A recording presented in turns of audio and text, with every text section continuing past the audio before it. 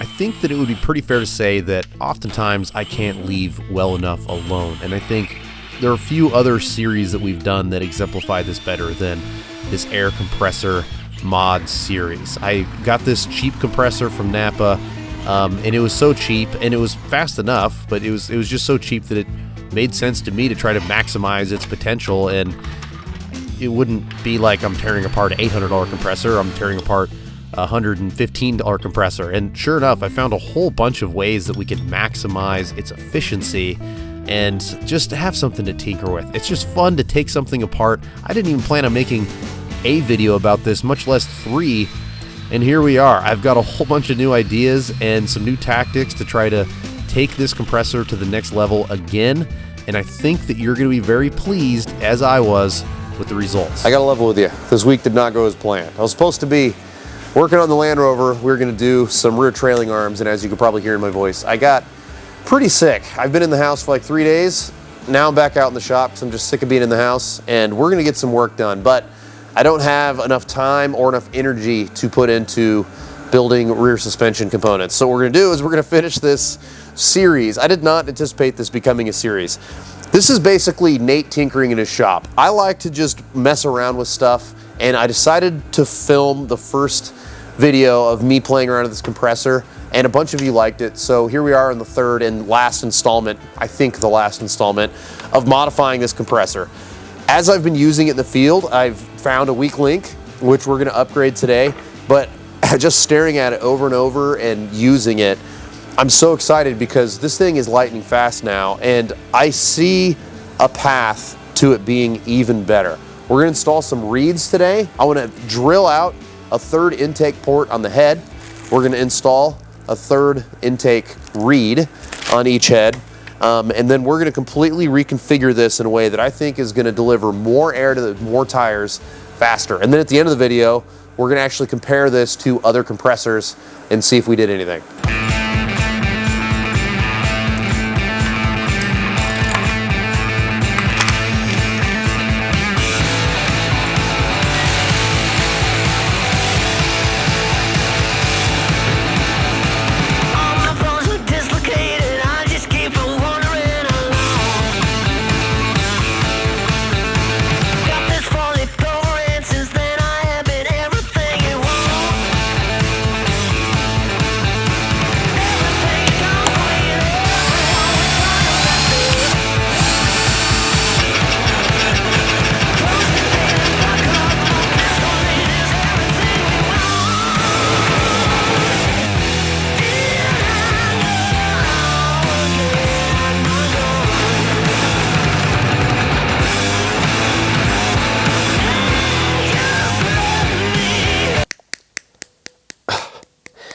What a huge waste of time. But hear me out. When these are running, all of these compressors, whether it's the Napa one or this is what's left of a Smittybilt, or I've a couple other brands that are in the same type, whenever they're running and I put my hand over the intake, I can feel air going in and out, not just drawing in.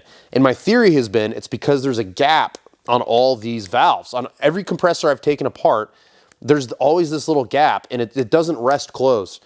So whenever the piston goes down, it draws air in. Of course, it opens the valve a little bit, right? But whenever it goes back up, it's supposed to be pushing all the air out of the exhaust, and I think that it's pushing a bunch of the air back out of the intake because these are not resting closed.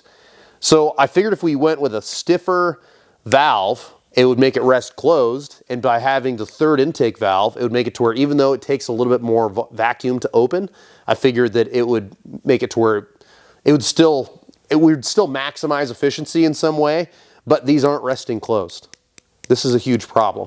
And this isn't even the biggest problem. The biggest problem is that there's now interference because I didn't pay attention to the center of this piston. There's no relief in the center of this piston for a center screw, and now those heads are worthless. But the good news is these Smittybilt air compressors that I just pulled off of my Land Rover last week, these are like very, very, very similar. There's definitely some differences, but I think the heads are identical. So I'm gonna pull these apart. If the heads fit, all we're gonna do is we're gonna chamfer those holes, because I do think that having a chamfered port to draw the air in could make a difference. And then if the valves if the valves look okay, we're just gonna run the valves that are in there, and I'll figure out something later on. With basic machining tools, we could like O-ring them, and I think that that would improve efficiency. But at this point, we just need to assemble everything and get to the next phase of upgrades for this compressor. Failure is just a byproduct of trying and experimenting with new things and new ideas. So we learned a lesson. The good thing is I can still salvage this project because I have other compressors that have been failing that I can take apart and cannibalize them for the greater good. On the bright side, I had no issues beveling the head, so that idea turned out just fine. And I've got a whole bunch of other ideas that are going to come into play once we get everything reassembled and we start working on everything in between the cylinders.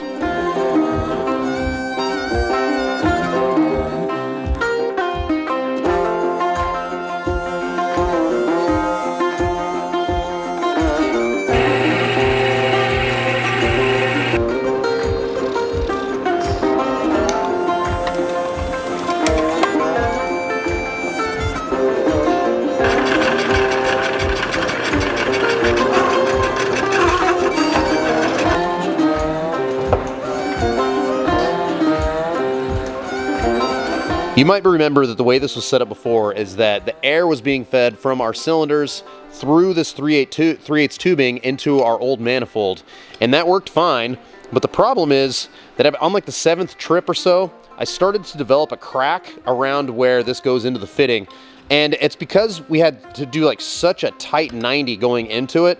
And I think that even if we upgraded this to like a thicker tube, we would eventually have the exact same issue because it was such a tight bend going into it. It's not ideal. So what we're doing is we're going to abandon that idea altogether. We're going to go with some rigid copper. And so we're going to run a piece across here.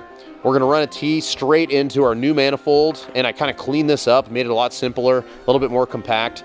But they don't really make the fittings that we need in order to make this work right. So what we're gonna do is we're gonna use a 3/8 male adapter, and it's not made to sweat into a 1/2 inch T, but the fitment is so close that I think that if I crimp this down with a pair of channel locks and if I could sweat it correctly, I think that we're gonna be able to make this work.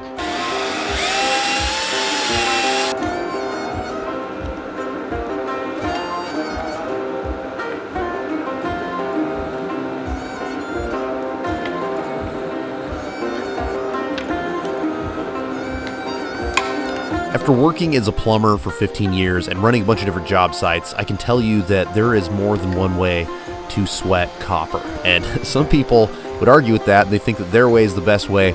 But here's how I do it. I'm just going to give you the cliff notes. I think that the easiest way to learn is honestly on big copper, but I like to heat up the tube first. I like to make sure that the tube is almost hot enough to melt the solder, and then I focus my torch right on the fitting. And what's going to happen is as that flux melts and as that flux starts to heat up and dissolve, the solder is going to try to follow that flux up into the fitting. And if you're delicate enough and you can do it just right, you can add exactly the amount of solder that you need into the fitting without having it run down and making the piece look like crap.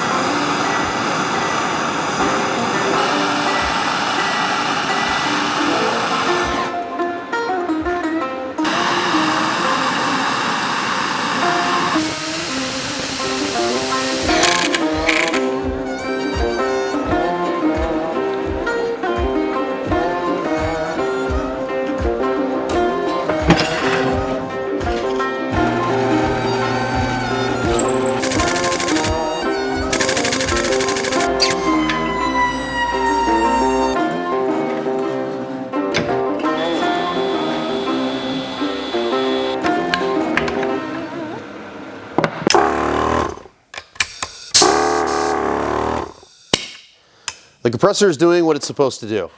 As you can see, we've got a handle now. I know this might look cheesy, but honestly, it's all we need. We just need to be able to grab it and pull it out of the case.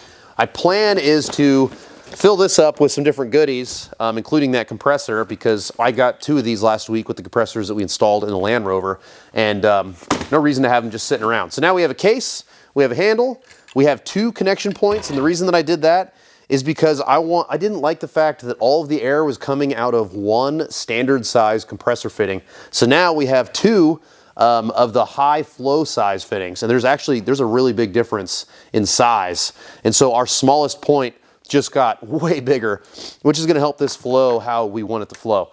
Now, what I want to do is I'm going to set up the Land Rover. We're going to air the tires down to 0, and I'm going to use 3 different compressor systems to air it up to 15, and then we can just look at the data and see if this thing really is as fast as it seems. I really wanted to buy another one of these Napa air compressors, but I haven't seen them for sale on their website for a long time, long time. The good news is my friend Tyler over at Morflate sells an extremely similar compressor with just a couple of small upgrades, and so he sent me a couple out, and we're going to be able to get somewhat of a baseline. Their compressor does come with a normal air fitting, which is nice because that's a huge upgrade over what the Napa air compressor comes with, and it does come with a pressure switch pre-installed. So it's not exactly an apples to apples comparison, but you can see by the outside of these housings that it's as close of an apples to apples comparison as we could possibly get. The first system that I want to test is actually going to be the Viair system that we installed on the Land Rover, and unfortunately, my original plan didn't go to plan, and trying to air up all 4 tires at the same time did not work out. I aired all the way down to 0, but I did not think that the rear tires would slip the bead, and they did. And because the tires were airing up at different rates, at least that's what I noticed, I decided to just keep this as scientific as I could possibly make it, and we're just going to do 1 tire at a time, all off of the exact same alternator, off of the same truck, to make sure that there's not a voltage difference between the tests or anything like that. So this is literally just hooking every compressor up to the same truck and airing up 1 tire at a time. Let's have a look at these numbers. One thing that I'm super impressed about is the Viair. If you look at the rated CFM versus the rated CFM of either one of these compressors, it's rated much lower, which lots of people comment. I mean, when you look at a higher end compressor, that usually these ratings are way more accurate as far as the CFM rating. My guess, and I've been thinking about this for a while, my guess is that the way they rate these cheaper compressors is based off of calculations. I think that they're calculating the size of the piston, they're calculating the stroke in order to figure out like volume, and then they're figuring the RPM. I don't think they're actually doing a CFM test. Totally speculating here. And I think that companies like Viair, ARB, like high-end quality companies, are probably doing actual CFM tests, which is why they bank out, or why they test out lower. Now, look at those 2 numbers though. I'd say it's a pretty good improvement, and there's still room for improvement. Should I do another one of these videos? I'm tempted to build my own head. If I build my own head and we like machine a space for O-rings under the reeds, and then I take some time and really make these stiffer reeds work, and then I did notice that the tops of the pistons in the Smittybilt compressors don't have that bolt in the middle, so we could actually machine indentations or just drill. I don't have any machining tools in here, but we could drill indentations and accommodate some space for our screws. I think that there's room for more improvement here. I think that this is already pretty rad, but imagine if we get that number down to like 130 per tire. I mean, for a 39 1350 R17 from 0 to 15, that's pretty damn good in my opinion. Now, I also think that if you're filling up 4 tires at once, these numbers go down, not up. Meaning, if you were to fill up with the Morflate system and you're to fill up all 4 tires at once from 0 to 15, I don't think that our total would be 8 minutes and 40 seconds. I think that it would be lower because you could take advantage of that CFM being dispersed into more valve stems at once. So total speculation. In order to keep this as accurate as possible, it just made sense for me to do 1 tire at a time. But honestly, for a high flow compressor, the way to do it is to fill up multiple tires at once. I think that if I could take advantage of having both ports plugged in, and I could basically set it up to where 2 tires come off of one of my ports and the other 2 tires come off of the other one of the ports, and they both have all the high flow fittings on them, I think that we're looking at some really, really fast times out of this compressor to air up all 4 39s. So right now, I'm not planning on doing another one of these videos, but if you are interested in seeing me go even further with this thing and try to mod it out even more, I mean, heck, we could even take the bottom section apart and we could figure out like how the piston's lubricated, and I mean, we could add some really slippery lubrication down there to make it really easy for, I mean, the RPMs might even go up a little bit because there's less resistance. I don't know. If I think about it, I bet I could come up with some more ways that we can make this better. So if you're interested in that, let me know in the comments. I hope you guys enjoyed this video and hope to see you in the next one.